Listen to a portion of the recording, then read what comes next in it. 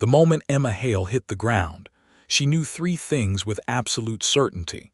Her left ankle was broken, her horse was gone, and the sun was sinking toward the horizon like it had somewhere better to be. She lay on her back in the red dust of the Texas panhandle, staring up at a sky so wide and blue it seemed almost cruel in its indifference. The year was 1878, and out here in the stretch of open country between Amarillo and the settlement of Dusty Creek, a woman alone on the ground with a broken ankle and no horse was not merely inconvenienced. She was in genuine danger of her life. She pressed her palms flat against the earth and made herself breathe slowly. Panic, she had learned from her father, was the fastest way to die. Her father, God rest him, had known a great deal about surviving hard things, and she had inherited both his practicality and his stubbornness in equal measure. Her horse, a dappled gray mare she had named Clover for reasons she could no longer remember, had spooked at a rattlesnake coiled in the dry grass beside the trail. The animal had pitched sideways. Emma had gone over her right shoulder, and Clover had bolted north at a full gallop. Emma had watched her go with a mixture of fury and heartbreak, because Clover was the last thing of value she owned in this world, and now even that was gone. She pushed herself upright and looked around. The land stretched away from her in every direction without apology. Scrub brush, dry grass, the occasional twisted mesquite tree. To the west, the sun was doing its slow, dramatic business. To the east, nothing but more of the same. Emma Hale was 24 years old. She had come west from Tennessee 3 years ago with her husband, Robert, who had died of fever before they ever reached the homestead he had promised her. She had buried him in a shallow grave outside of Abilene and continued west anyway, because she had nowhere east to return to and something stubborn in her chest that refused to quit. She had spent the past 2 years working at the boarding house in Dusty Creek, saving every penny she could, slowly building toward a life that might someday feel like her own. She had been riding out to look at a piece of land a banker named Hollis had told her about. Cheap land, far from the main trails, where a woman might build a small house and run a few head of cattle if she worked hard enough. She had been 3 miles from the nearest anything when Clover had thrown her. She gathered herself and tried to stand. The pain in her ankle shot up her leg like a hot iron, and she bit down hard on the sound that wanted to come out. She was not a woman who cried easily, but she was also not a woman who pretended pain was not pain. She let herself feel it for exactly 3 seconds, and then she started thinking practically. She could not walk 3 miles on a broken ankle. She had no water. She had her saddle bag somewhere in the grass which might have a half canteen in it. She needed to find the bag, find shade, and wait. Someone might come along the trail before dark. Someone might not. She began dragging herself toward where she had fallen, looking for the saddlebag. The dry grass rustled around her, and somewhere distant a hawk called out twice and went quiet. The land smelled of dust and heat and the faint mineral sharpness of the approaching evening. She found the saddlebag after about 20 feet of painful crawling and discovered, with a gratitude so intense it nearly brought her to her knees, that the canteen was indeed inside it and still half full. She also found her father's old folding knife, a strip of dried beef, a small length of rope, and a handkerchief. Not much. Not nothing, either. She had just dragged herself to the shade of a mesquite tree and was trying to figure out how to splint her ankle with what she had when she heard it. A sound so ordinary and so desperately welcome that she nearly laughed aloud. Hoofbeats. She turned her head and squinted into the dying light. Coming from the south, moving at an easy trot along the trail, was a rider on a big buckskin horse. The man sat easy in the saddle, broad-shouldered, his hat pulled low against the light. He had a rifle in the scabbard at his knee and a bedroll tied behind the saddle, which meant he was traveling some distance and had not started that morning. Emma raised her arm and waved. The rider saw her immediately. She watched him sit up straighter, and then he nudged the buckskin into a canter and came toward her at a pace that was fast enough to mean he understood urgency, but controlled enough to mean he was a man who kept his head. He pulled up about 10 feet away and stepped down from the saddle in one smooth motion. He tied the buckskin's reins to the mesquite branch with the automatic efficiency of someone who had done it 10,000 times, and then he walked toward her and crouched down to put himself at her level. He was younger than she had expected. Perhaps 30, perhaps a year or two older. He had a lean, sun-darkened face with sharp cheekbones and dark eyes that were doing a quick, careful inventory of her situation. His jaw carried 2 or 3 days of dark stubble. He was wearing a faded blue work shirt and worn canvas trousers, and his boots were the boots of a man who used them rather than displayed them. "That ankle?" he asked. His voice was low and even with the particular Texas flatness that softened consonants and stretched vowels just slightly. "Broken, I think," Emma said. She was proud of how steady her own voice was. "My horse threw me. She ran north." He nodded, already looking at her ankle. "May I?" he asked and gestured toward it. "Go ahead," she said. He ran his hands along her ankle with surprising gentleness, his fingers pressing carefully in specific places, watching her face rather than the ankle itself to gauge her reaction. She hissed once when he pressed near the outside bone. "Could be broken, could be a bad sprain," he said. "Either way, you can't walk on it. How long have you been out here?" "Maybe an hour," she said. "Sun was higher when I fell." He stood up and looked at the sky, then back at her. "There's a place about 1.5 miles south," he said. "My place. We can get you there before full dark if we ride easy." Emma Hale had grown up in Tennessee being told that a woman accepted help carefully and with discernment, and that strangers, particularly male strangers in isolated places, were not automatically trustworthy. She had also grown up with enough practical sense to know that dying of exposure on the Texas plains because she was suspicious of a man who had done nothing threatening was a very particular kind of foolishness. She looked at him. He met her gaze steadily and waited. "What's your name?" she asked. "Clyde Norris," he said. "I have a small ranch about 1.5 miles that way. It's nothing grand, but there's water and a place to sleep, and I can look at that ankle properly." "Emma Hale," she said. "I work at the boarding house in Dusty Creek." "I know it," he said. "Mrs. Alcott's place." "That's right." She looked at him for another moment. He did not fidget or look away. He simply waited, as though he had all the time in the world and she was perfectly entitled to take it. That steadiness, more than anything else, decided her. "All right, Mr. Norris," she said. "I would be grateful for your help." He brought the buckskin around and helped her stand without making her feel fragile about needing help, which was a talent she would have appreciated even in less painful circumstances. He helped her into the saddle, and she was tall enough that she could manage it with his assistance even with the ankle screaming. He handed her the reins and then swung up behind her without a word about the presumption of it, because there was simply no other practical way to do it. She held herself carefully not to lean back against him, but the buckskin moved with the rolling gait of a well-trained horse, and the trail was uneven enough that she found herself bracing against his chest despite her best intentions. He was warm and solid behind her, and he held his arms out to keep them clear of her sides while still being close enough to catch her if the horse stumbled. It was a careful arrangement, done without comment, and she appreciated the thought in it. "What were you doing out this way alone?" he asked as they rode, not with judgment but with the plain curiosity of a man who wanted to understand his situation. "Looking at land," she said.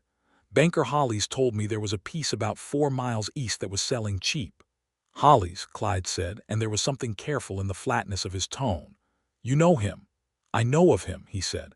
"That land he's selling is dry as a bone and sits in a flood plain. It looks fine in summer. Come spring rains, it's underwater." Emma was quiet for a moment, absorbing this. "He told me it was good grazing land," she said.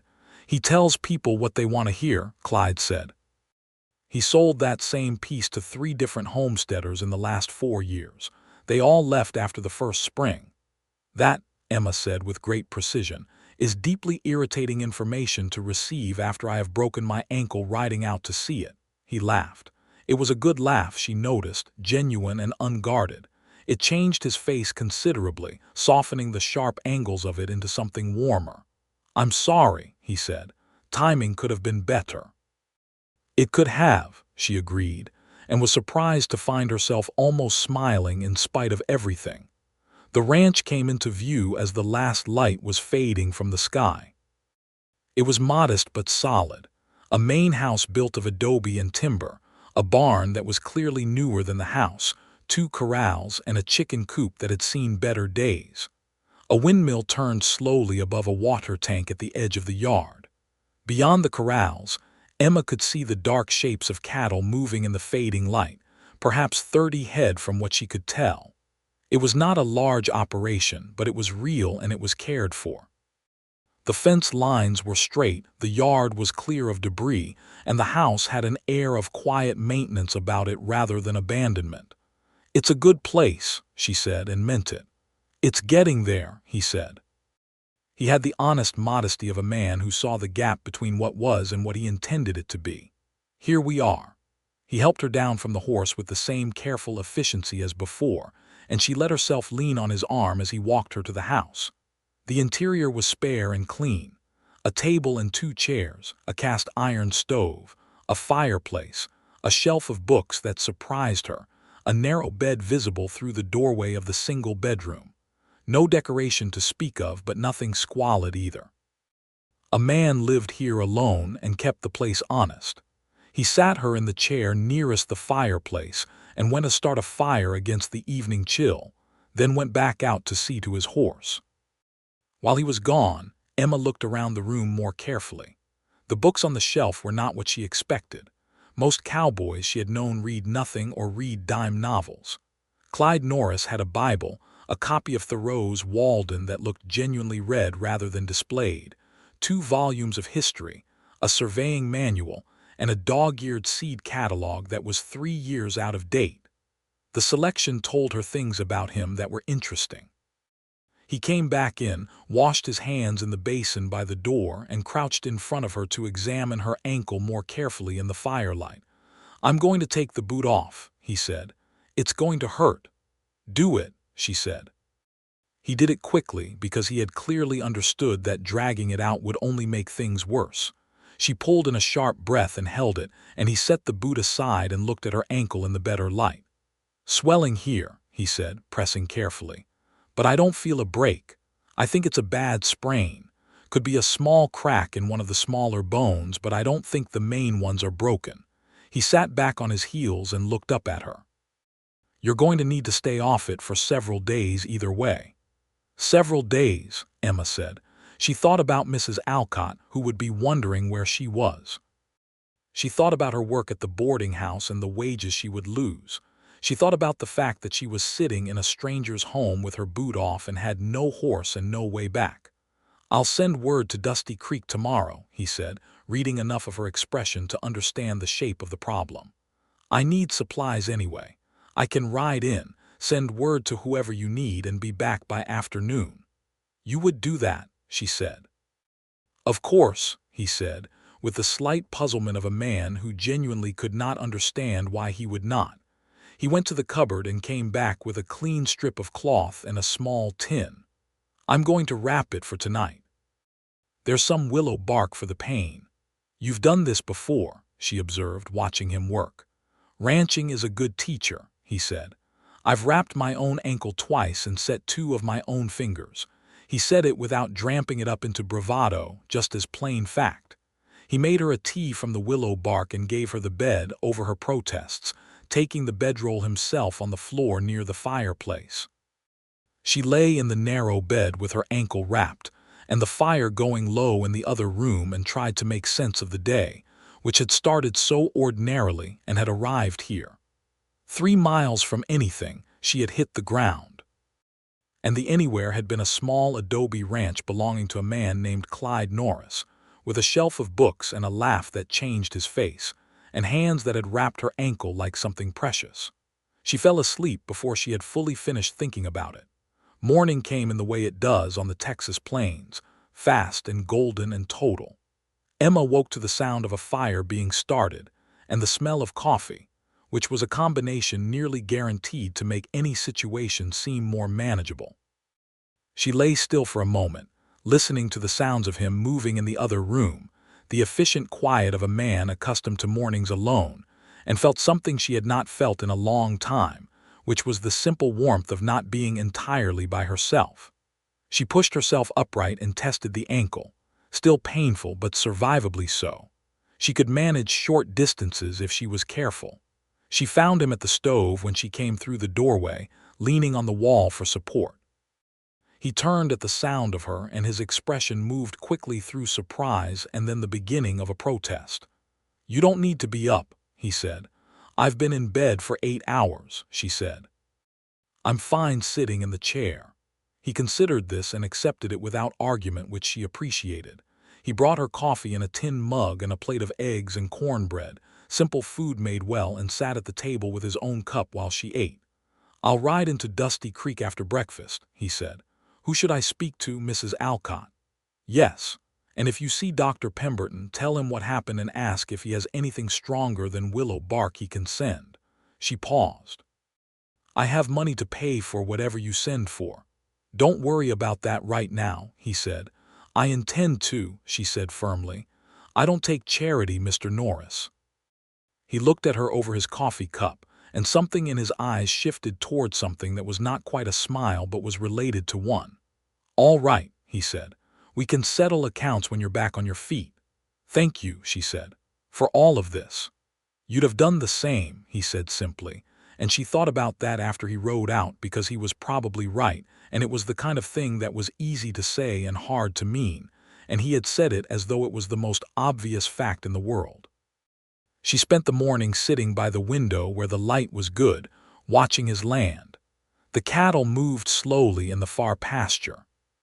2 horses stood in the smaller corral, a bay and a roan, both of them in good condition. 3 chickens investigated the yard outside the coop. A dog she hadn't noticed the night before, an old yellow dog with a graying muzzle, came and lay down in the shade near the window and regarded her with benevolent indifference. "Hello," she told the dog. The dog thumped its tail once and closed its eyes. She looked at the books again and took down the Thoreau, because she had heard of it but never read it, and spent an hour with it in the good morning light. When she put it down, she sat for a while thinking about what Thoreau had written about going to the woods, about living deliberately, about not coming to the end of one's life and finding you had not lived. It was the kind of thinking that could be uncomfortable if you let it settle properly, and she let it, because she had never been one to look away from an uncomfortable truth. She was 24 years old. She had been to Tennessee and Kansas and now Texas.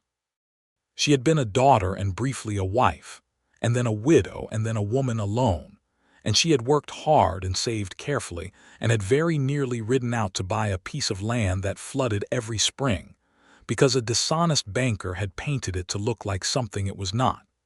She had been going to build something alone because she had not, in 3 years, allowed herself to think that it might be built with someone.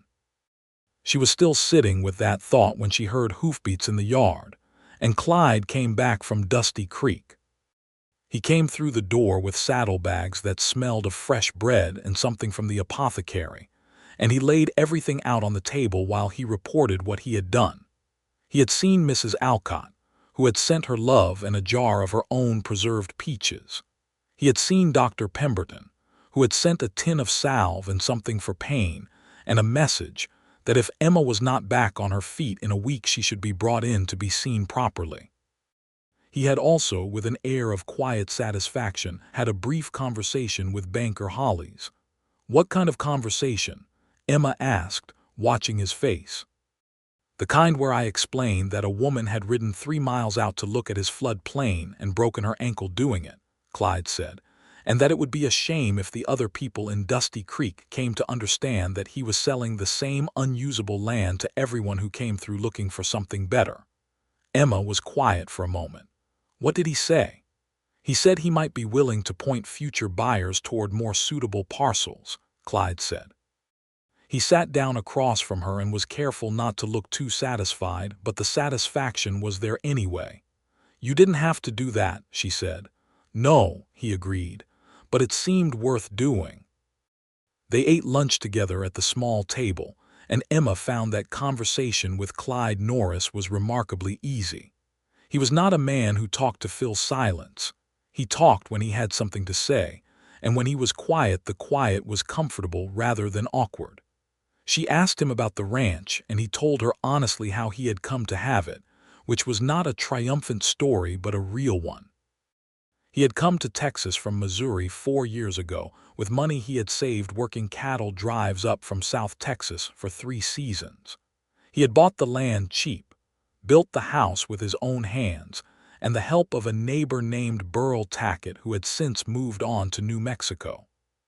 He had started with 12 head of cattle and now had 34, and he was planning to expand the water situation to support more. The barn was 2 years old. He was saving to rebuild the chicken coop properly before winter. "You built this alone," she said. "Mostly," he said. "Burl helped with the barn, the house I did myself." She looked at the solid walls, the careful fit of the window frames, the fireplace that drew well. "It's good work," she said. "It holds together," he said, and smiled a little.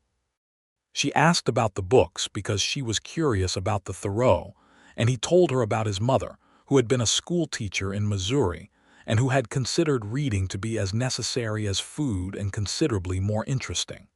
She had died when he was 17, and he had taken the books west with him because they were the most valuable things she had left him.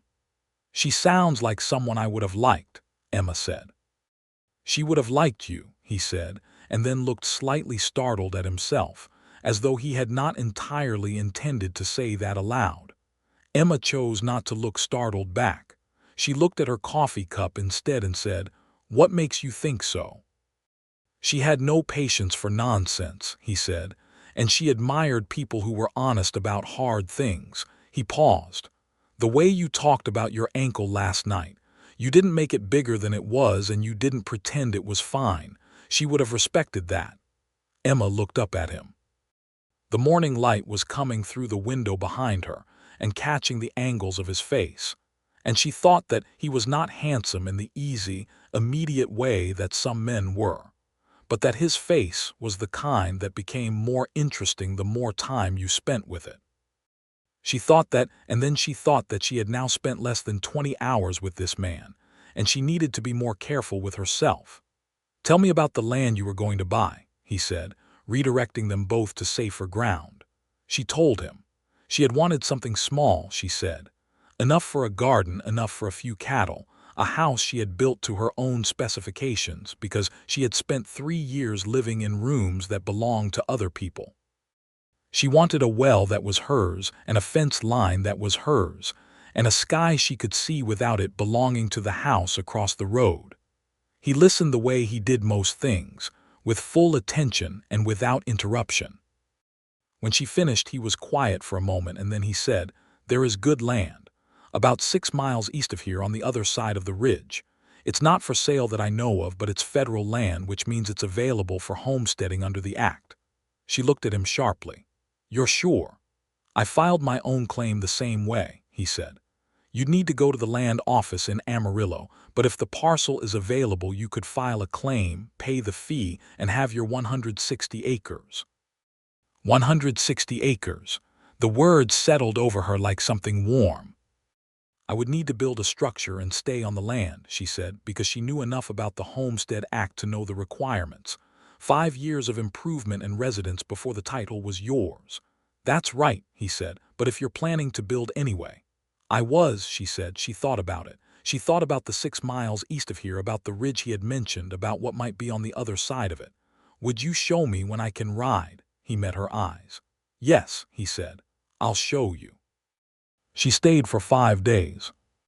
It was not what either of them had planned, and the conversation about it between them had the slight awkwardness of 2 practical people acknowledging an impractical situation.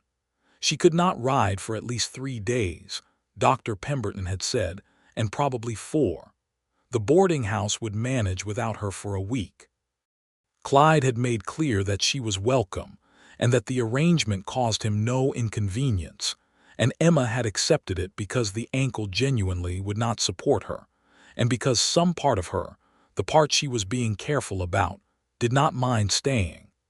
The days settled into a rhythm that felt oddly natural for something that had come about entirely by accident. Clyde rose before her and had coffee made by the time she was up. He did his morning work while she rested the ankle, and in the afternoons he came back to the house for the midday meal and they talked, which was becoming something she looked forward to with an intensity she was trying to keep honest about. On the second day she felt well enough to sit outside in the yard, and she watched him work the bay horse in the small corral. He was good with horses. Not showy about it, not using the sharp spur style that some men favored, but patient and consistent, working with the animal's nature rather than against it. The bay was young and inclined to spook, and Clyde brought him down from that anxiety one small thing at a time, until the horse was standing quietly and accepting the saddle blanket without flinching. "You're good at that," she called. He looked over without breaking his attention from the horse. "They just need to understand what you want," he said. "If you're clear about it, most of them will come around." She thought he was probably not talking exclusively about horses, but she did not say so. On the third day her ankle felt well enough to walk with a stick, and she helped him with dinner, which she insisted on because she was tired of being entirely on the receiving end of things. She made biscuits the way her mother had taught her, which was different from his cornbread and which he tasted with the careful attention of a man who was trying to seem merely polite and failing, because his expression when he took the first bite was entirely unguarded. "These are good," he said, with such genuine surprise that she laughed. "Don't sound so amazed," she said. "I'm not amazed," he said. "I'm grateful. I've been eating my own cooking for 4 years." "Is it bad?" she asked. "It's honest," he said, which made her laugh again. She learned that he had grown up the youngest of 3 brothers, that the older 2 had stayed in Missouri, that his father had been a farmer with a bad temper and a good work ethic. He had left Missouri partly because the land was worked out and partly because he needed distance from his father, and he said that last part plainly and without heat, as though it was something he had long since made peace with. She told him about Robert, which she had not expected to do. She told him simply and honestly that Robert had been a kind man who had been not quite equal to the hardship of the trail, that she had loved him and mourned him, and had eventually come to understand that the life she had been building toward was still out there waiting for her, even if the shape of it had changed. Clyde listened to all of this without offering comfort that she had not asked for, which was exactly the right response. When she finished, he said, "How long ago?" 3 years last May," she said. "That's long enough to know your own mind again," he said. She looked at him. "Yes," she said, "it is." The 4th day brought a visitor, a neighbor woman named Josephine Tackett, who turned out to be the wife of the burro who had moved to New Mexico, and who had not in fact moved herself but had stayed because she said New Mexico had too much dust and not enough water, and she had not come all the way to Texas to move somewhere worse. Josephine was 40 years old and broad-shouldered, and had opinions about everything, and she arrived in a buckboard with a pot of beans and a look on her face that suggested she had heard about Emma's presence from someone in Dusty Creek, and had come to assess the situation directly. She assessed Emma with the comprehensive thoroughness of a woman who had no time for preamble, asked 3 pointed questions about her background and intentions, and then declared herself satisfied and sat down to lunch with them. "You're staying in the house," she said to Clyde in the tone of a woman covering all necessary bases. "Emma has the bedroom," Clyde said evenly. "I have the bedroll by the fire." "Good," Josephine said, and that was apparently the end of that inquiry. She turned to Emma. "Clyde tells me you're thinking of homesteading the land over the East Ridge." "He mentioned it to you," Emma said, glancing at Clyde. He was looking at the table. "I ran into Josephine yesterday at the creek," he said. "She asked what was happening. I told her." "He tells me everything eventually," Josephine said serenely. "I've known him 3 years. He doesn't talk much, but when he does he's honest about it." She served herself more beans. "That's good land over the ridge, enough water if you know where to dig, good grass, southern exposure." "You know it?" Emma asked. "I know all the land for 10 miles around," Josephine said. "I've walked most of it." My own place is 4 miles west of here." She looked at Emma with a directness that was not unkind. "You'd have neighbors out this way, not many, but real ones." Emma looked from Josephine to Clyde and thought about what that word meant, neighbors, out here where 3 miles was the distance between a woman and anything, and how the word carried more weight in this landscape than it did anywhere else. On the 5th morning, Clyde saddled the roan, a quiet, smooth-gaited horse he said he kept for visitors, and for his own easier days, and they rode out to see the land over the east ridge. Emma's ankle was still tender, but it bore the stirrup well enough if she was careful. They rode in the morning light, which was the best light for seeing land, and Clyde was quiet beside her in the way he was quiet when he was letting her take something in without commentary. They went over the ridge and Emma pulled the roan to a stop and looked. The valley on the other side was not large, perhaps 2 miles across at its widest, but it held a sweetness of light and land that she had not expected. There was good grass, brown gold in the late summer but clearly rich soil underneath. A line of cottonwoods about half a mile down marked a seasonal creek. The southern-facing slope was gentle enough to build on and level enough to work. The whole thing sat cupped inside the ridge line like something held carefully in 2 hands. "Oh," she said softly. Clyde said nothing. He waited. "This is real land," she said. "This is actual good land." "Yes," he said. "Why hasn't anyone claimed it?" "There was a family here about 6 years ago," he said. "The father died in the second winter Comanche raid before the army established proper presence in this area. The mother took the children back east. Nobody's been back." Emma thought about the family. She thought about the father who had died and the mother who had left and the years the land had sat unclaimed and waiting. "That's a hard story," she said. "Most of the stories out here are," he said. "But the land doesn't hold that, it's just land." She looked at it for a long time. She looked at the cottonwoods and the grass and the way the light moved across the slope in the shape of the ridge above it. She thought about a house on that southern slope, small at first, with a garden and a well and a fence line that was hers. She thought about 5 years of work and then a title, and then something permanent in a life that had been temporary for too long.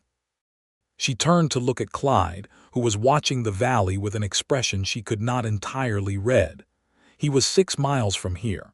6 miles was close in this country. 6 miles was neighbor distance. "I'm going to file the claim," she said. He looked at her. Something moved across his face, some careful, considered thing, and he nodded. "Good," he said. "You should." She rode back to Dusty Creek that afternoon on the roan that Clyde lent her without being asked, with her mended ankle and her saddlebag and Mrs. Alcott's jar of preserved peaches. Clyde rode with her the first 2 miles and then pulled up at the fork where the trail split north toward town. "Thank you," she said. She meant it for all of it, the rescue and the bed and the biscuits and the land over the ridge and 5 days of conversation that had felt more real than most of what she had experienced in the past 3 years. "Come back when you're ready to ride out to Amarillo," he said. "I'll go with you to the land office if you'd like company." She would like company, she thought. His company in particular, which was a thought she tucked carefully away rather than saying aloud. "I'll let you know," she said. 2 weeks, probably." He nodded, and she turned the roan north, and she did not look back, which cost her more effort than she would have liked to admit. She spent the next 2 weeks in Dusty Creek doing her work and thinking. She was honest enough with herself to acknowledge that she was thinking about Clyde Norris more than was strictly necessary for the purpose of the homestead filing. She thought about the way he had looked at her ankle that first night with the same careful attention he gave everything, as though nothing that mattered to her could be too small to matter. She thought about the books and the horses and the laugh that changed his face, and the way he had gone to speak with Banker Hollies, without mentioning it until she asked. She thought about the fact that she had been a widow for 3 years and had not, in that time, wanted anything from any man but to be left in peace. She thought about the fact that she did not feel that way about Clyde Norris, and she thought about what to do with that. She decided to do what she always did with complicated things, which was to move forward deliberately and honestly and see what happened. She sent a note to his ranch by way of the boy who ran messages between the boarding house and the outlying farms. She said she was planning to ride to Amarillo the following Tuesday and would be glad of company if he was still willing. She sent it on a Wednesday. His reply came Friday morning, written in a clear, careful hand that told her he had learned to write from his schoolteacher mother and had taken the lesson seriously. He would ride into Dusty Creek Tuesday morning and they could go together. He had also, the note mentioned, spoken to a man in Amarillo who knew the land surveyor and could confirm the parcel was unclaimed before she filed, which would save her a wasted trip if it turned out to be otherwise. She read the note twice and then put it in the drawer where she kept important things. He arrived Tuesday morning at the boarding house at 7 o'clock on the buckskin, and Emma was on the porch with 2 horses already saddled because she had bought a solid little quarter-horse mare from a man leaving town the previous week, a replacement for the lost Clover. She had named the mare Patience, which felt appropriate for multiple reasons. He looked at the 2 horses and then at her and said, "You found a horse." "She came to me," Emma said. "A man was selling cheap to get out of town fast." "I didn't ask why." The corner of his mouth moved. "Probably wise," he said. They rode to Amarillo, which was 20 miles and took most of the morning. The town was bigger than Dusty Creek and considerably louder, in the middle of a particular phase of growth that made it feel simultaneously more and less organized than anything around it.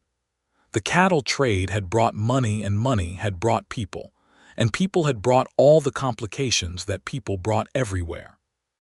Clyde knew his way around the town well enough, and his contact, a man named Devereaux who worked with the surveyor, met them at the land office and confirmed in short order that the parcel Emma had seen over the East Ridge was indeed available for filing under the Homestead Act. The land had been surveyed in 1874 and never claimed. Emma filed the paperwork with the land agent, a thin, efficient man named Mr. Caulfield, who asked her twice, with increasing politeness, whether her husband intended to sign as co-claimant, and was told twice, with decreasing patience, that she was an unmarried widow filing in her own name, which was her legal right under the Act. On the second telling, Clyde, who was standing slightly behind her and had been carefully uninvolved in the conversation, said quietly to Mr. Caulfield, "The lady's name is on the claim. I believe you have what you need." Mr. Caulfield looked at him, looked at Emma, and decided to process the paperwork. Outside afterward, Emma said, "You didn't have to say anything." "You had already handled it," he said. "I just confirmed it." She looked at him. He was squinting a little against the midday light, his hat pushed back slightly, and there was a straightforwardness in his expression that she had come to understand was simply how he was built. He was not performing decency for her benefit. He was just decent. "I appreciate it," she said. "Shall we eat something before we ride back?" They ate at a small restaurant near the stock exchange, which was the only establishment in Amarillo that seemed to serve food without also serving whiskey as its primary business. The food was better than expected, and they sat at a corner table and talked about the homestead, the plans, the sequence of things that would need to happen for Emma to make the land real. She needed a structure. She could not afford to build a full house immediately, but a single solid room would satisfy the initial requirements of the Act. She had money saved, enough for materials if she was careful. She needed water, which meant a well, and that was the bigger expense. Clyde listened to all of this and then said carefully, "I have the materials left from expanding my barn last year. Timber, some hardware. I haven't used it yet." She looked at him. "I'm not offering charity," he said, before she could say it herself. "I'm offering a loan of materials at fair cost, which you can pay back when the cattle money comes in. If you're running a small herd within 2 years, which I think you can, you'll have the money." Emma looked at him across the table. He met her eyes with the straightforward calm of a man presenting a practical proposition. But she knew, because she was honest with herself, that the proposition was not entirely practical in its origins, and she thought he knew it too. "Why are you doing all of this?" she asked, not challengingly, genuinely. He was quiet for a moment. He looked at the table and then back at her, and she saw something move in his expression, something careful becoming something more open. "Because you landed 3 miles from my ranch," he said, "and I would very much like it if you stayed closer than that." It was not the most elaborate declaration she had ever heard. It was probably the most honest one. She felt something loosen in her chest that had been held tight for 3 years. "That is a practical sentiment," she said. "I'm a practical man," he said. "You are," she agreed. She looked at him for a moment longer. "I would like to stay closer than that too," she said. "I am being honest about that which I think you deserve." He looked at her with the expression that happened when satisfaction went too deep for a smile. "All right," he said. "Then let's go build you something." The building of the initial homestead structure took 3 weekends, with Clyde supplying materials and labor and Josephine Tackett appearing on the second Saturday with her 2 eldest sons, who were 16 and 17 and strong as oxen, and announcing that if Clyde was going to build himself a neighbor, he might as well do it with help. Emma worked alongside them, managing her recovered ankle carefully but managing it. She had never built anything before, and she found that she was not bad at it, that her hands were steady and her eye for level was good, and that she had no fear of heights, which was useful when the roof frame went up. Clyde noticed these things without comment, and his lack of comment was itself a form of respect she had learned to recognize. He did not make a project of her competence or express surprise at it. He simply handed her the next thing that needed doing and trusted her to do it. By the end of the 3rd weekend, there was a single solid room 16 feet by 20 feet on the southern slope above the valley, built of timber and adobe and set on a stone foundation that Clyde had laid with the precision of a man who had learned it the hard way and intended to get it right. The roof did not leak. The door fit its frame. The single window faced south to catch the winter light. It was not a house yet, but it was a beginning, and it was hers. She stood in front of it in the late afternoon of that 3rd Sunday, her hair loose from its pins and her hands dirty and her body pleasantly tired in the deep way that comes from work that means something, and Clyde stood beside her looking at what they had built. "It's good," he said. "It is," she said. She turned to look at him. He was close enough that she could see the dust in his hair and the light in his dark eyes and the particular expression he wore when he was feeling more than he was saying. She had become adept at reading that expression. "Clyde," she said. "Emma," he said. "I think," she said carefully, "that I am going to be in love with you." He looked at her for a moment that stretched long enough to be uncomfortable, and then resolved into something warm and certain. "I think," he said, "that I am already there."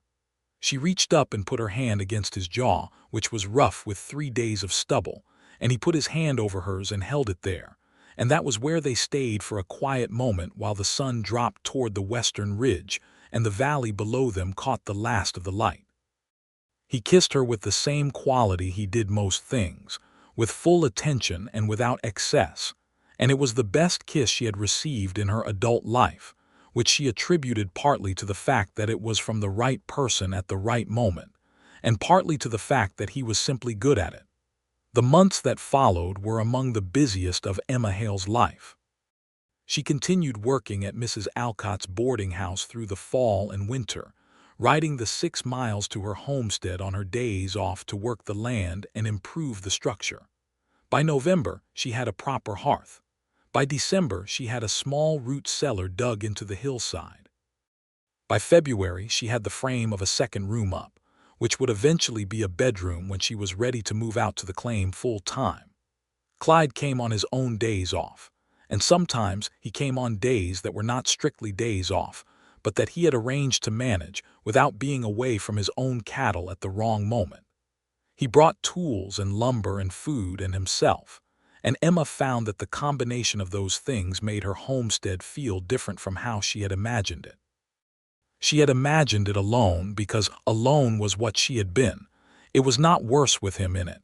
It was considerably better. They talked through the winter evenings about everything. About the homestead and the cattle and the land.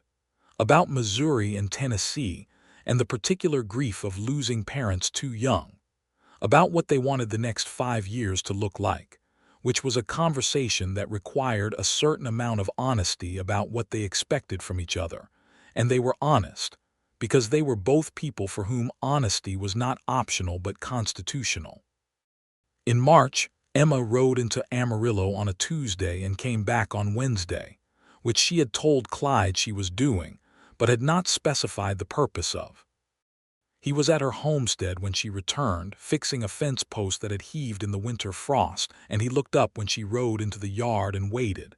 She dismounted and walked to him and said, "I spoke to a lawyer in Amarillo." "About what?" he asked. "About what would happen to my homestead claim if I were to marry," she said. "Legally, formally." He went very still. "What did he tell you?" "That a married woman filing under her own name retains her homestead claim as long as the original filing was in her name, which mine is. That my property would remain separately titled unless I chose otherwise." She looked at him steadily. "He also told me the justice of the peace in Amarillo is available Tuesdays and Thursdays, and that the fee is $2. Clyde set down the fence post tool. He straightened up to his full height and looked at her across the yard in the March light, which was still cold but had the quality of something about to change. "Emma Hale," he said, "are you proposing to me?" "I am," she said. "I have done several things in my life that other people thought were outside my authority to do, and none of them have killed me yet. I find I am not inclined to wait for you to do it when I know perfectly well what I want." Something moved through his expression that she had no word for.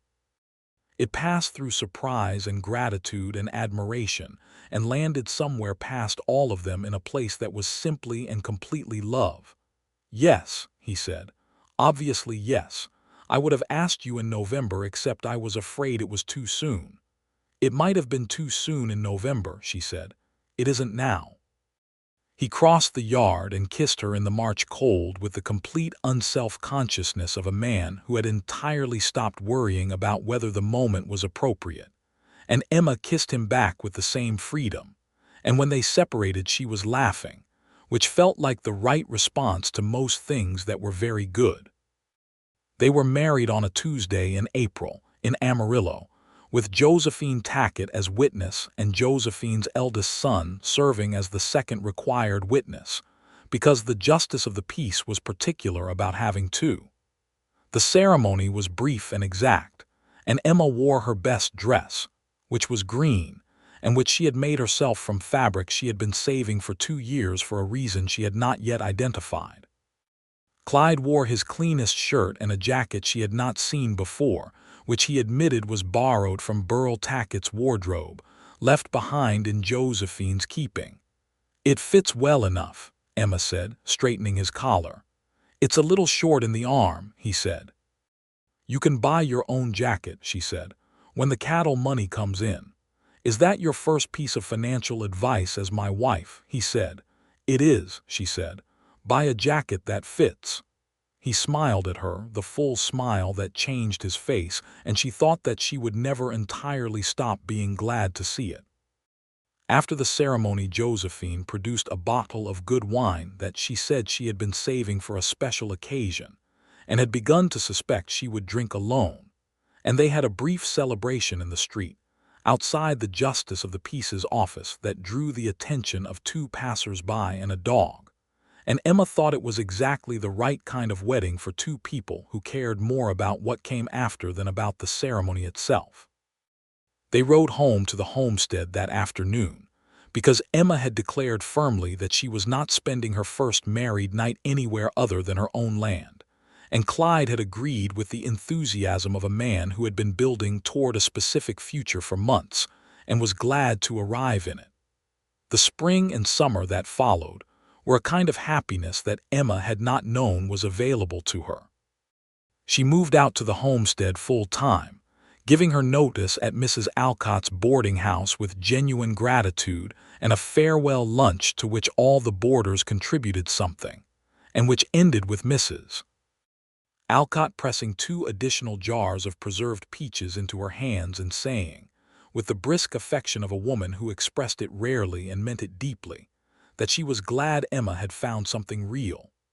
Emma managed her homestead and Clyde managed his ranch, and the 6 miles between them became a road they both traveled often, sometimes together, sometimes alone, because they were people who required both company and solitude and who understood that about each other. They expanded the homestead structure through the summer until it was a proper house. They built a real chicken coop that did not embarrass anyone. They dug the well with the help of a well digger Clyde knew from Amarillo and struck water at 22 feet, which Josephine declared was excellent. Emma bought 6 head of cattle in July from a rancher who was scaling down, a good beginning for her own small herd. She learned from Clyde what she did not already know about managing cattle, and from Josephine what she did not already know about managing land in this particular climate. And she was a good student because she was the kind of person who had always learned best from people who knew more than her and did not make a display of it. She also planted a garden that first summer that exceeded her own expectations, because the soil on the southern slope was exactly as rich as the valley light had promised, and by August she had more tomatoes and beans and squash than 2 people could eat. And she brought the excess to Josephine, and sent some to Mrs. Alcott, and gave a quantity to the small community of Mexican families, who had settled a few miles east of the ridge in circumstances that were precarious in the way that the circumstances of Mexican families in Texas in 1878 often were. They were decent, hard-working people who had been on this land before any of the Anglo settlers, and who were managing the constant indignity of being made to feel otherwise with a dignity Emma found admirable and the situation deeply unjust.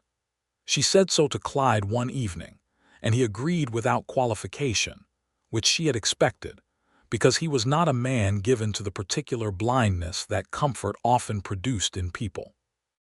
They had a long conversation that evening about what the world they were building on their pieces of land could mean, in practical terms, for the people around them, and what small differences honest neighbors could make in a landscape that was often hostile. She discovered in September that she was pregnant.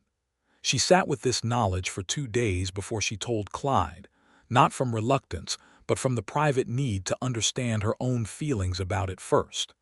She was 25 years old. She was living on her own land with a husband she loved and a small herd of cattle and a garden that worked and neighbors who were real. She was healthy and capable, and the fear that was present, because fear was always present with anything that mattered, was not bigger than the joy, which was enormous. She told him on a Sunday evening when they were both at her homestead, sitting on the porch she had built along the south face of the house where they could see the valley in the evening light. She simply said it, plainly, the way she said most things, and watched his face. Clyde Norris had a face that was not practiced at hiding things from Emma, which was something that had developed gradually and that she treasured.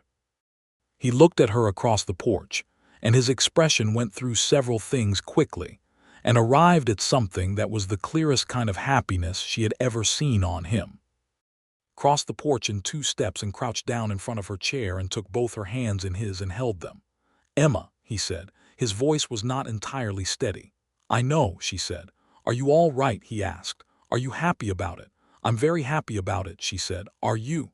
He looked at her with his hands around hers and the evening light behind him and everything he felt entirely present in his face. "Yes," he said, "more than I know how to say." "You don't need to say it," she said. "I can see it." He put his head down and rested it briefly on their joined hands, and she felt him breathe, and then he looked up at her again with the expression that was past every word she had for it. The pregnancy went well. Emma was a strong woman with a strong constitution, and she continued working her land through the winter with modifications for common sense, and she was never one for excessive caution when reasonable caution served. Dr. Pemberton came out from Dusty Creek twice to check on her, and declared both times that she was disgustingly healthy, and he didn't know why he had bothered riding out in January cold for the purpose. Clyde was attentive without being hovering, which was the precise right balance, and she told him so. He looked mildly sheepish and admitted that he had told himself firmly not to be the kind of man who stood over his wife as though she were made of glass. "You're doing well," she said, "although you did walk around the outside of this house 4 times last week checking for hazards." "The step was loose," he said with great dignity. "The step was perfectly fine," she said, "but thank you for fixing it." Their son was born in April of 1879, on a clear morning when the valley below the house was full of the particular green of early spring. Josephine was there, as planned, and a midwife from the Mexican settlement east of the ridge named Senora Vargas, who was experienced and calm, and whose presence turned out to be as valuable as Emma had hoped when it became clear that the labor was going to be long. It was long. It was not dangerous, but it was hard work, which Emma had expected, and she went through it with the focused determination she brought to all hard work, and at the end of it she held a small, solid boy with dark hair and a very loud opinion about the world, and she looked at him for a long time in absolute silence. Clyde was there.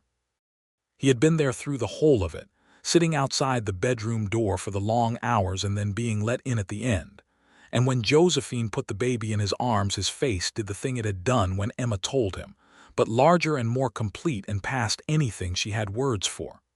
"Hello," he said to the baby, with the utmost seriousness, as though speaking to a person rather than a newborn, which the baby was, she supposed. "What shall we call him?" Emma asked from the pillow, which she was extremely grateful to be lying on. Clyde looked at the baby and then at her. "I thought you might want to choose," he said. "I thought we might choose together," she said. They named him Thomas, after Clyde's grandfather, with the middle name James after Emma's father. Thomas James Norris, who was announced to the world with enthusiasm and received by it, in the persons of Josephine and Senora Vargas, with warmth and food, and a good deal of practical wisdom about the management of new babies, which Emma accepted with humility, because she was in the unusual position of knowing very little about something that mattered enormously to her. Thomas was a good baby. He was, as Josephine said with satisfaction, the kind of baby who slept when he was supposed to and ate when he was offered food, and did not invent problems. Emma suspected this was a temporary arrangement, and intended to be grateful for it while it lasted. The years that followed built themselves on the foundation that the first year had laid. The homestead grew. Emma's cattle herd grew, slowly but steadily, from 6 head to 12, and then to 20. Clyde's ranch expanded in the direction of the creek that ran along the eastern boundary of his land, adding water access that he had been working toward for 2 years. The road between their two properties, technically separate but practically one in all the ways that mattered, was well worn and familiar. They built a proper second room onto the homestead house in the 2nd year, and a covered porch that faced east in the 3rd year, and a proper barn in the 4th year when the cattle required it. Emma planted fruit trees along the southern slope that would take years to produce, but that she was entirely willing to be patient about, because she was the woman who had named her horse Patience, and she understood the principle. Thomas learned to walk in the spring of his 2nd year, and immediately applied this ability to getting into every possible location where he should not be, which was characteristic of him and which, Emma was told by Josephine and Senora Vargas and Mrs. Alcott, who visited twice a year, was characteristic of small boys in general. He had Clyde's dark eyes and Emma's stubbornness, which Clyde said was the most dangerous possible combination, and Emma said was going to serve him well.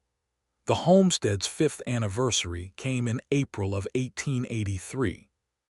Emma rode into Amarillo and filed the proof of improvement with the land office, and Mr. Caulfield, who had become over the years more respectful and somewhat embarrassed by his earlier behavior, processed the final title quickly and handed it to her across his desk.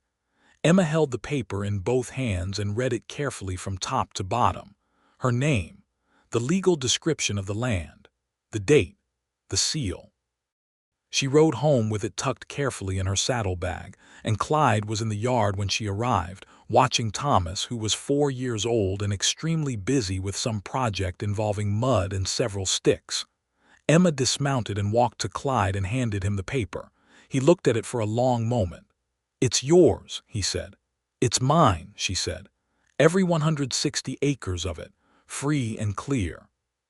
He looked up at her with the expression she loved most on him, the one that was past what words did efficiently. He handed the paper back to her and said, "Emma Norris." "Emma Hale Norris," she said. She always used both names. She always would. "Emma Hale Norris," he said. "You are something." "I am," she agreed. Thomas came over trailing mud and investigated the paper with interest. "What is it?" he asked. "It's ours," Emma said. "This land, it belongs to us." Thomas looked at the valley, at the slope and the house and the garden and the cattle in the lower pasture, with the comprehensive, uncomplicated ownership of a 4-year-old who had never known anything else, and said, "I know." Emma laughed, and Clyde laughed, and Thomas looked at them both with the patient dignity of a person who did not understand why that was funny. In the spring of 1884, their second child came, a girl they named Rose, after nobody in particular, but because Emma had looked at her and thought of the first roses she had ever seen bloom on a fence in Tennessee, which was a thought she could not explain but which seemed right. Rose was born in the same bedroom as Thomas, with Senora Vargas again in attendance and Josephine present for the second time and managing things with the same brisk efficiency as the first. Rose was a different kind of baby from Thomas, quieter, more observant, less immediately loud about her opinions. She watched things carefully from very early, which Clyde said was exactly what Emma had been doing in the chair by his window during those 5 days in the summer of 1878, studying his land and his books and his dog with the same concentrated attention. "She's like you," he told Emma. "Thomas is like you," Emma said, "steady and quiet until he isn't." "He had a conversation with one of the cows this morning," Clyde said. "Was the cow persuaded?" Emma asked. "She moved along the fence a bit," he said. "I think she was at least considering his argument." Life on the Texas panhandle in the mid-1880s had its difficulties, because the decade did not extend particular kindness to ranchers or homesteaders. A severe winter in 1885 hit the cattle hard across the region, and they lost 4 head and one of Emma's fruit trees to the cold. They ate through more of their savings than Emma liked and pulled through the spring with fewer cattle than they had gone into winter with, but they pulled through. Clyde's herd took a harder hit, 23 head down to 15, and there were 2 months in early 1886 that were leaner than anything since the first year. They managed it together, which was the fact that made it manageable. Emma's garden carried more of the weight than it had before. Clyde took on some seasonal work for a larger ranch 40 miles east to bring in cash money, while Emma held both their properties through the early spring. They did not argue about how to handle it, because they both looked at a problem directly and found that they generally arrived at the same place by similar paths. By the fall of 1886, the cattle numbers were recovering, and the winter had been survivable enough to put money back. Emma planted more of the valley in the spring of 1887 and started growing hay, which was better business in that stretch of country than she had initially understood, and which added a steadier income than the cattle through the variable years. Thomas was 8 in 1887 and had decided he was going to be a rancher, which nobody was surprised by. Rose was 3 and had decided she was going to learn to read immediately, which also surprised nobody. Emma had been reading to both children since Thomas was old enough to hold his head up, and they had a proper shelf of books now, including a new copy of the Thoreau, because Clyde's original had finally given up its binding, and several volumes of history, and a collection of illustrated natural science that Rose investigated with a focus that was slightly alarming in a 3-year-old. Clyde taught Thomas to ride in earnest that summer, the same patient, consistent way he worked with all animals, and Thomas took to it with an ease that made Clyde quiet in a satisfied way. Emma watched from the corral fence one August afternoon, while Clyde led Thomas through the basics of horsemanship on the old roan, who had become by this point more than 16 years old and ideally suited to the purpose of teaching young riders. Clyde was exactly with Thomas the way he had been with the bay horse years ago, patient and clear, working with the child's nature rather than against it, not making it smaller by making it easier than it was but making it achievable in the right sequence of steps. Thomas listened with the focused attention he had inherited from both his parents in different forms, and at the end of the afternoon he could walk and trot the roan in both directions and stop her cleanly. "Well," Clyde asked him when they were done. Thomas patted the roan's neck carefully. "She's good," he said. "She listened." "She always did," Clyde said. "She just needed to know you were worth listening to." Thomas considered this with the gravity that 8-year-olds brought to things that interested them genuinely. "How do you show her that?" "You be consistent," Clyde said. "You do what you say you're going to do, every time." Emma, on the fence, thought that was good advice for considerably more than horse training, and that she had been lucky in the end to be thrown from her horse in a specific place on a specific afternoon, because the man who had found her was exactly this kind of man, and she had not known that kind of man was available to her until he was. She thought about what Thoreau had written about going to the woods. She had not gone to the woods. She had gone to the Texas panhandle, which was a different kind of deliberate, but the principle was the same. She had come here to live with intention, and she had found, unexpectedly, that intention was considerably easier to maintain when you were not doing it entirely alone. In 1889, their third child came, another boy, whom they named Daniel. Daniel was born in the same house as his siblings and declared himself, within the first month of his life, to be a person who wanted things loudly and immediately, and at full volume, which was consistent with the particular energy he had brought to the process of arriving. Thomas, 10 years old and extremely senior about it, regarded the baby with measured interest. Rose, 5, was immediately and completely in love, and began referring to Daniel as her baby with a proprietary affection that Daniel, who could not yet have an opinion, was going to have to negotiate later. The house was full. It was not a large house, but Emma had been adding to it steadily for a decade, and by 1889 it was a proper 4-room house with a proper kitchen and a root cellar and a sleeping loft above the main room that Thomas had claimed as his own. The valley below had the look of land that had been consistently loved, not dramatic or imposing, but cared for and productive and real. Josephine came for dinner every Sunday, which had been the habit for years, and brought with her news, opinion, and considerable quantities of food that she pretended were merely excess from her own kitchen, and that everyone pretended to believe. She had become, over the decade, as close to family as any blood relation Emma had ever had, and Emma told her so once, and Josephine said, "Of course I am. You think I'd spend 10 years of Sundays with people who weren't family?" And that was the end of that. Senora Vargas and her family had built a proper homestead of their own east of the ridge. 3 families in close proximity, who had managed the legal complexities of the Homestead Act with determination and the quiet assistance of the Norrises when useful. Emma had a habit of appearing with her knowledge of land office procedures and her ability to speak clearly and firmly to Mr. Caulfield, who had learned over the years to process paperwork without unnecessary questions when Emma Hale Norris appeared across his desk. She knew it was not enough. She knew that what the Vargas family and others like them faced in Texas in the 1880s was not solvable by one woman with a titled document and a firm voice. But she also knew that the small, consistent, practical things she could do were worth doing, and she did them, because that had always been her nature.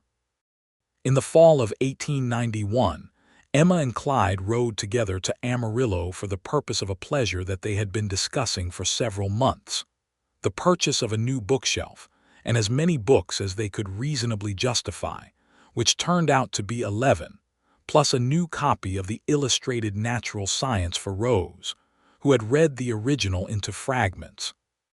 They rode home with the books in the saddlebags and the afternoon light behind them, moving through the familiar country with the ease of people who had traveled it 1,000 times in every season and weather.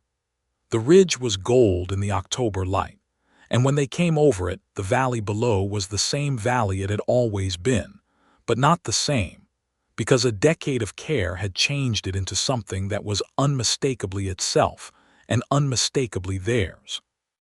"Do you remember," Emma said, "the first time I saw this valley? You said, oh," Clyde said, "just oh, and then you said it was real land." "It is real land," she said. "It is," he agreed.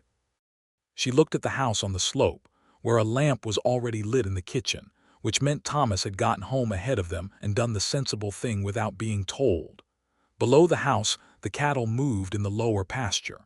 The fruit trees along the slope were in their 6th year of producing and had exceeded every expectation she had brought to them. The hay field in the valley bottom was cut and stacked for winter. "I was 3 miles from anything when my horse threw me," Emma said. "And you were the anything." Clyde looked at her sidelong with the particular look he had, the one that said he was feeling something he did not intend to perform. "Is that how you think about it?" "That's how I have always thought about it," she said. "You were the somewhere that the 3 miles led to." He was quiet for a moment. "I almost didn't take that trail," he said. "I thought about going north, cutting across the upper pasture." Emma looked at him. "You never told me that." "I went south because the light was better," he said, "for no better reason than that." She considered this. The strangeness of it, the specific configuration of an afternoon and a spooked horse, and a man who chose the south trail because the light was better, and all that had come from it. The house and the children and the land, and 10 years of a life she had not known was waiting for her. "The light was better," she said. "It was a good afternoon," he said, "clear." "It was the best afternoon of my life," she said. "Even with the ankle," he laughed. The full laugh, the one that had not changed in 13 years, the one that still changed his face from something sharp and private into something warm and open. She had been seeing it for 13 years, and she was still glad every time. They came down the slope toward the house as the last of the light left the ridge, and Thomas came out of the door at the sound of hoofbeats, and stood on the porch with his hands in his pockets, in the particular stance he had developed recently. That was a young man's stance rather than a boy's, 12 years old, and coming into the beginning of what he was going to be. Rose appeared behind him in the doorway with Daniel on her hip, 6-year-old managing, 2-year-old with the competent ease of someone who had been managing him since he arrived. The lamp in the kitchen made the window glow amber. Emma sat on her horse on her own land and looked at her house and her children and her husband beside her on the buckskin that was not the original buckskin but a descendant of it, because that was how time worked on a working ranch. And she thought about Tennessee and Abilene, and 3 miles of nothing and a man who had been the somewhere at the end of it. She thought about the land title in the drawer in the kitchen with her name on it. She thought about the 11 books in the saddlebag. She thought about a girl who had buried her husband on the Kansas plain and continued west anyway, because the stubbornness in her chest would not quit. She dismounted and handed the reins to Thomas, who had come down from the porch to take them, and she walked to Clyde as he stepped down from his horse, and she put her hand in his the way she had done 10,000 times in the past 10 years, and he held it the way he always did, with the full, unhurried attention he gave to everything that mattered to him. "Come inside," she said. "I'll make supper." "I'll help," he said. "You'll be in the way," she said. "I'm always in the way," he said. "You've never made me leave." She looked at him in the evening light, at the face she had loved for 13 years, and would love for however many years came after this one, which she intended to be many. "No," she said, "I never have." She had been thrown from her horse 3 miles from anywhere. He had been the anywhere, and what they had built in the space between those two facts was everything. They went inside into the warmth and noise of the house, and behind them the Texas panhandle settled into its evening, wide and quiet and full of stars. the same land it had always been, patient as stone, holding everything they had put into it and returning it threefold. Thomas came in from the barn, and Rose put Daniel down, and he immediately toddled toward the fire with the purposeful optimism of a 2-year-old. And Clyde caught him by the back of his shirt and redirected him without breaking stride.